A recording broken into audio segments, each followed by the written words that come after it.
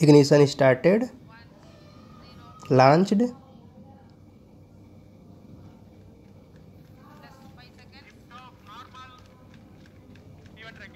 we have a liftoff. The PSLV C-56 first stage burning bright and the thrust is reported to be normal. जी हाँ, अभी अभी आपने देखा PSLV C-56 promotion यान का सफलतापूर्ण उत्थापन। Hello friends, जैसा कि आपने देखा इसरो ने सैटेलाइट जो PSLV C-56 मिशन को लॉन्च कर दिया है और इसने NSIL new space India limited एक कमर्शियल विंग है इसरो की, उसी ने लॉन्च किया है। और बात करें ये DSSAR, ये सिंगापुर की गवर्नमेंट की ऑफिशियल सैटेलाइट थी। अगर हम बात करें यहाँ पर थोड़ा सा एक जनरल अवेयरनेस के लिए, यहाँ पर एक C-56 लिखा है, कभी कभी हम देखते हैं D लिखा होता है, कभी कभी C। इसका मतलब क्या है? तो एक्चुअली PSLV C-56 का मतलब है कमर्शियल, और अगर यहीं D होता तो डोमेस्टिक होता है। यानी जब भारत सरकार को इसरो को अपना सैटेलाइट लॉन्च करना होता है तो वहाँ D लिखते हैं डोमेस्टिक, और जब कमर्शियल होता है तो C लिखते हैं। तो कमर्शियल विंग जो है इसरो का, ये NSIL एक कमर्शियल विंग है जो कि इसरो के अंडर में काम करता है। अगर हम बात करें इस मिशन की, तो PSLV C-56 DSSAR जो है एक डेडिकेटेड कमर्शियल फ़्लाइट है जो कि न्यू स्पेस इंडिया लिमिटेड द्वारा लॉन्च किया गया। ये EST इंजीनियरिंग सिंगापुर के लिए लॉन्च किया गया, जिसमें DSSAR जो है एक राडार इमेजिंग अर्थ ऑब्जर्वेटरी सेटेलाइट है। और इस सेटेलाइट के साथ साथ देखा जाए तो वो एक्चुअल में इमेजरी पर्पज़ से उसे को उन्होंने लॉन्च किया है। साथ ही साथ देखा जाए तो इसकी जो आर्बिटल होगी वो 535 किलोमीटर की सर्कुलर आर्बिटल होगी और वो 5 डिग्री इंक्लाइनेशन उस आर्बिट का होगा। इसके साथ साथ देखा जाए तो इस सेटेलाइट के अलावा 6 सेटेलाइट और है, यानी टोटल 7 सेटेलाइट इसमें लॉन्च किए गए हैं। बात करें अगर PSLV की, तो ये भारत का बहुत ही भरोसेमंद उपकरण है और ये 58th फ्लाइट थी, यानी PSLV का 98वां मिशन था और अलोन कॉन्फ़िगरेशन के केस में ये 17वां 17th फ्लाइट मिशन था। अगर हम बात करें सेटेलाइट की, तो सेटेलाइट होता कहाँ है? तो ये जो हम देख रहे हैं ये रॉकेट, इस रॉकेट का ये जो ऊपर वाला पोर्शन दिख रहा है जहाँ इंडिया का फ्लैग बना है, उस सफ़ेद वाला पोर्शन, उसी में सेटेलाइट होते हैं। ये जो नीचे से जितने पोर्शन होते हैं ये सभी पोर्शन एक्चुअल में फ्यूल होते हैं, इसको बूस्ट करने के लिए काम आते हैं। यानी हमारा सेटेलाइट वो 4th स्टेज वाले में ही पोर्शन में रखा होता है और उसी को हम लोअर ऑर्बिट में इंजेक्ट कर देते हैं। तो PSLV C-56 जो है एक्चुअल में ये लॉन्च कहाँ किया गया है? तो श्रीहरिकोटा में एक है फर्स्ट लॉन्च पैड जो सतीश धवन स्पेस सेंटर में ही है, वहीं से इसको लॉन्च किया गया है। तो आइए देखते हैं कि वो 7 सेटेलाइट कौन कौन है, उनके पेलोड के बारे में कुछ चीज़ें हम जानकारी देखते हैं। तो अगर पेलोड की बात की जाए तो जो पहला मेन सेटेलाइट है जो सबसे हैवी है DSSAR, ये गवर्नमेंट की सेटेलाइट है और DSTA EST इंजीनियरिंग सिंगापुर, इसके ये सभी सेटेलाइट सिंगापुर के ही है, तो एक गवर्नमेंट ऑफिशियल है जिसका वजन 352 kg है। वहीं दूसरा है आर्केड वेलोक्स AM स्कूब सेकेंड, ये सभी नेशन जो है NTU यूनिवर्सिटी है वहाँ की सिंगापुर की, उस यूनिवर्सिटी के सेटेलाइट है जो कि 24 kg 23 kg और 4 kg रेस्पेक्टिवली हैं। आगे देखा जाए तो ऑर्बिटल 12 स्ट्राइडर है जो कि एलिना प्राइवेट लिमिटेड सिंगापुर का है, वो 13 kg का है। गैलेसिया NUS सिंगापुर का है, ये भी जो है 3.5 माइक्रो सेटेलाइट है। और NULION ये new space private limited Singapore का है जो कि 3 kg का है। ये सभी सेटेलाइट सिंगापुर के या तो गवर्नमेंट के हैं या वहाँ गवर्नमेंट ऑफिशियल के हैं या किसी प्राइवेट कंपनी के या स्टूडेंट या यूनिवर्सिटी द्वारा लॉन्च किए गए हैं। अगर हम बात करें पेलोड DSSAR की, तो एक्चुअल में एक पार्टनरशिप में है और यहाँ पर जो है गवर्नमेंट का मेन पर्पज है सेटेलाइट इमेजरी रिक्वायरमेंट को पूरा करना है और साथ ही साथ जो EST इंजीनियरिंग है उसका भी multi model higher responsive imaginary और जियो स्पेशल सर्विस को प्रोवाइड करने के लिए अपने कस्टमर के लिए उसने लॉन्च किया है। तो DSSAR की बात की जाए तो सिंथेटिक अपर्चर रडार पेलोड द्वारा डेवलप किया गया है और एक्चुअल में ये सिंगापुर ने स्वयं नहीं बनाया है। उसका ये सेटेलाइट इजराइल एयरोस्पेस लिमिटेड यानी इजराइल की कंपनी ने बनाया है। और DSSAR जो है का एक सबसे इम्पोर्टेंट सिग्निफिकेंट ये है, उसकी फीचर क्या है, कैरेक्टरिस्टिक ये है कि किसी भी मौसम में काम कर सकता है, किसी भी काम कर सकता है। यानी देखा जाए जाड़ा गर्मी बरसात जो है तूफान सभी मौसम में काम करेगा, साथ ही साथ दिन और रात सभी समय में वो काम करेगा।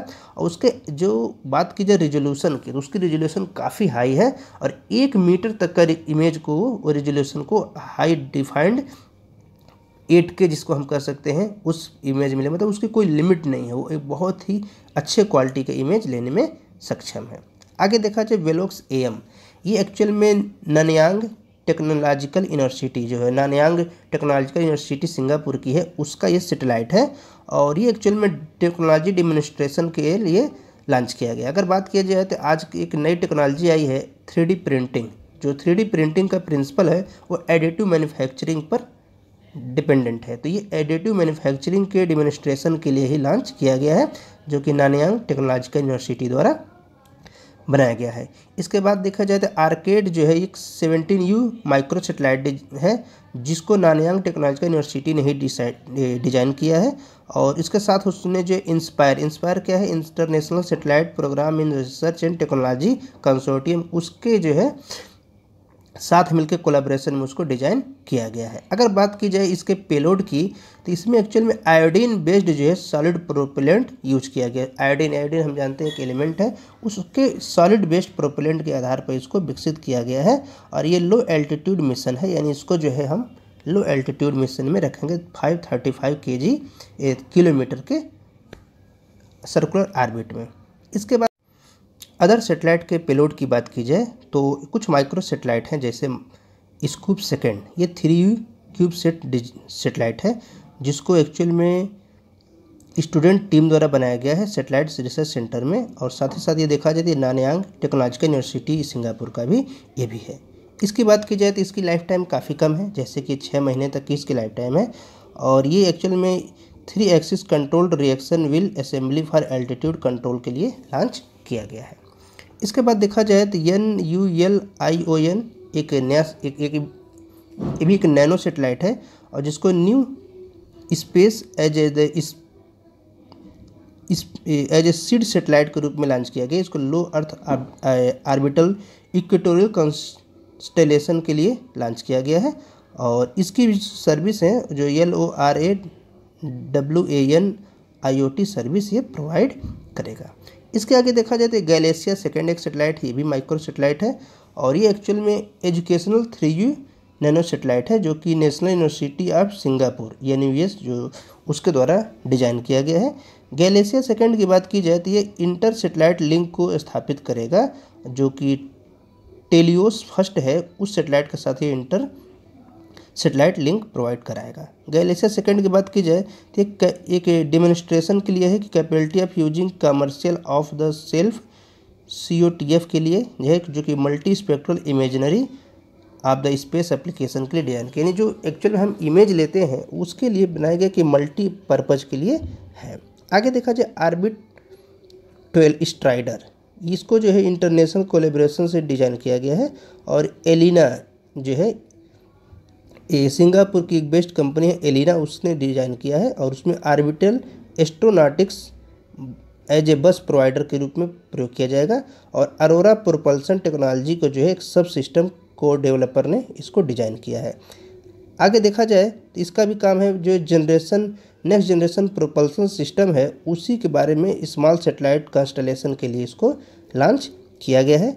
अगर बात की जाए ऑर्बिटल 12 स्ट्राइडर, उसके साथ साथ ये वर्ल्ड का एक पहला ऐसा सेटेलाइट है जो कि first multi model or electric propulsion engine इसमें यूज है। मतलब आज तक जो है कोई ऐसा सेटेलाइट नहीं लॉन्च किया गया है जिसमें सभी जो है सिस्टम इलेक्ट्रिक प्रोपल्सन इंजन लगे हों। कुछ में पार्शियल हुआ करते थे, लेकिन इस पहला सेटेलाइट है। एक तरीके से देखा जाए तो इसने भी एक रिकॉर्ड ही बनाया है। तो अगर आगे देखा जाए तो जो PS4D ऑर्बिटिंग एक्सपेरिमेंट, ये एक्सपेरिमेंट जो कर रहे हैं, अगर हम देखा जाए तो इसका जो टोटल सर्कुलर ऑर्बिट जो है, जब हम 4th स्टेज में चले जाएंगे वहाँ से जो लॉन्च करेंगे, तो 300 × 300 किलोमीटर का वो सर्कुलर ऑर्बिट होगा, उसी में लॉन्च किया जाएगा। अगर हम बात करें PSLV C56 व्हीकल की, तो इसकी जो टोटल हाइट 44.4 मीटर है, जैसा कि हम साइड में देख रहे हैं ये सेटेलाइट है।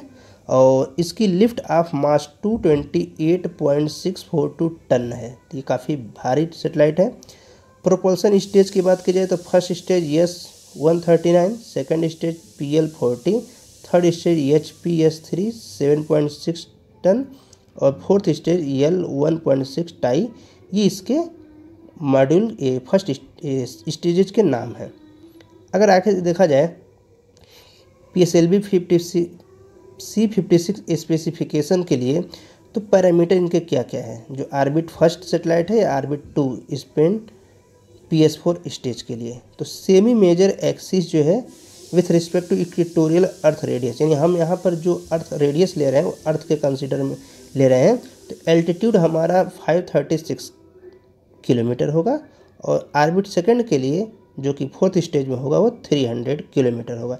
इंक्लाइनेशन की बात की जाए जैसा कि मैंने पहले कहा 5 डिग्री है, तो 5 प्लस 0.2 डिग्री भी हो सकता है, वो फाइनल स्टेज में देखा जाएगा।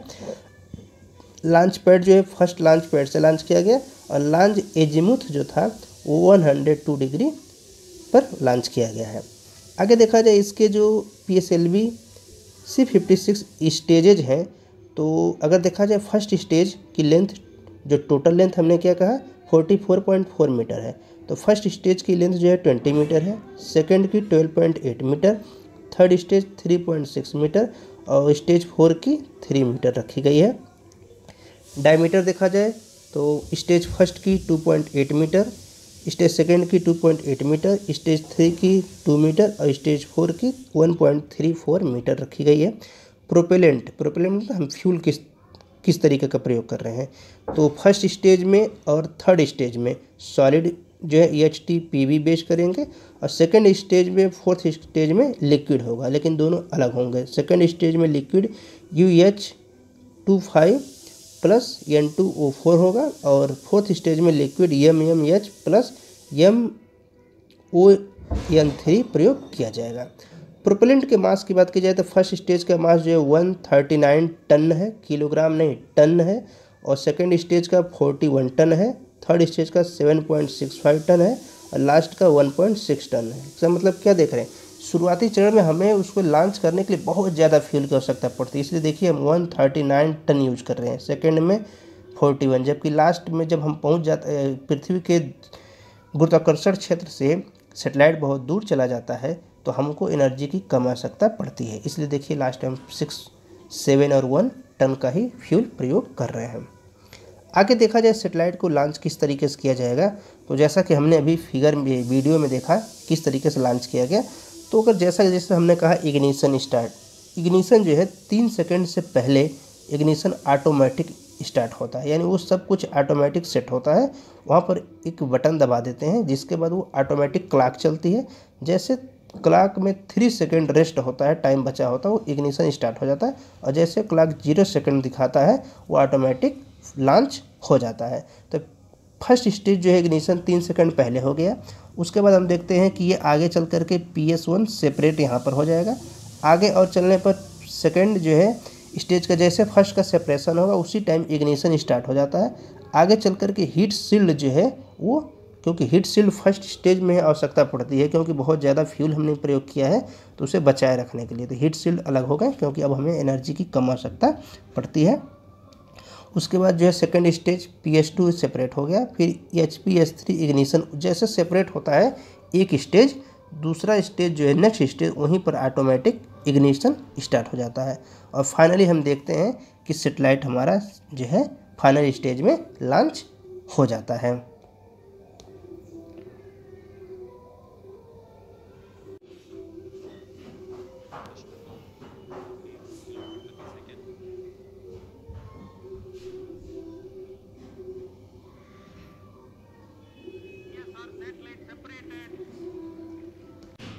तो जैसा कि हमने देखा सेटेलाइट जो है वो सेपरेट हो गए। फाइनली हम एक एक करके देखते हैं, सारे सेटेलाइट लॉन्च हो जाते हैं और अपने अपने ऑर्बिट में स्थापित हो जाते हैं। आगे हम देखें PSLV C56 की जो कुछ इवेंट हैं, जैसा कि हमने पहले कहा जो स्टेज फर्स्ट है RCT इग्निशन वो 3 सेकंड पहले हो जाता है, यहाँ पर -3 सेकंड से रिप्रेजेंट कर रहे हैं और वो एक्चुअल में 26 मीटर की ऊंचाई पर था और जैसे इग्निशन स्टार्ट होता है उसकी इनिशियल वेलोसिटी हम देखते हैं 451.9 मीटर पर सेकेंड, 452 मीटर पर सेकेंड की स्पीड से वो चलता है। आगे जो है फर्स्ट स्टेज 110 सेकेंड पर से 110.46 सेकेंड पर सेपरेट होता है। सेकेंड स्टेज का 110.66 सेकेंड पर इग्निशन स्टार्ट होता है। उसके बाद CLG इग्निशन जो है 115.66 सेकेंड पर होता है। PLF सेपरेशन जो है 185.56 सेकेंड पर होता है। सेकेंड स्टेज का सेपरेशन 262.98 सेकेंड पर होता है। PS3 इग्निशन जो है 264.18 सेकेंड पर। PS3 बर्न आउट जो है 390.88 सेकेंड पर हो जाता है। और PS3 का मतलब थर्ड स्टेज का सेपरेशन 590.88 सेकेंड पर होता है। और PS4 का इग्निशन 951.42 सेकेंड पर होता है। PS4 कट ऑफ RTDTS जो है 1224.42 सेकेंड पर होता है। DSSAR सेपरेशन जैसा कि अभी हमने इमेज में वीडियो में देखा है तो 1271.42 सेकेंड में होता है। यानी पूरा प्रयोग हमने जो देखा वो 0 सेकेंड से लेकर के 1271 सेकंड के बीच की प्रक्रिया थी। उसके बाद से लॉन्चिंग प्रक्रिया शुरू कर दी गई। उसके बाद एक एक क्रमशः करके कुछ समय अंतराल पर सारे सैटेलाइट को लॉन्च कर दिया गया और फाइनल 1486.42 सेकंड पर फाइनल सैटेलाइट को लॉन्च कर दिया गया था। उस समय उसकी वेलोसिटी 7593.2 मीटर पर सेकेंड थी। तो ये देखते हैं सैटेलाइट का जो फॉर्मेशन है, जैसे स्टार्टिंग स्टेज में हम देखते हैं सैटेलाइट को बनाया गया है किस तरीके से और फिर उनको उस लॉन्च पैड तक ले जाया जाता है और फाइनली उसको लॉन्च कर दिया जाता है। अगर बात करें तो ये जो है इसरो की एक बहुत बड़ी सफलता है। तो इसके लिए आप सभी को बधाइयाँ, इसरो को बधाइयाँ, पूरे भारत और भारतवासियों को बधाइयाँ। तो मिलते हैं नेक्स्ट वीडियो में। अगर चैनल पर नए हैं तो चैनल को सब्सक्राइब करें, वीडियो को लाइक करें और शेयर करें ज़्यादा से ज़्यादा लोगों तक। तो थैंक यू, जय हिंद।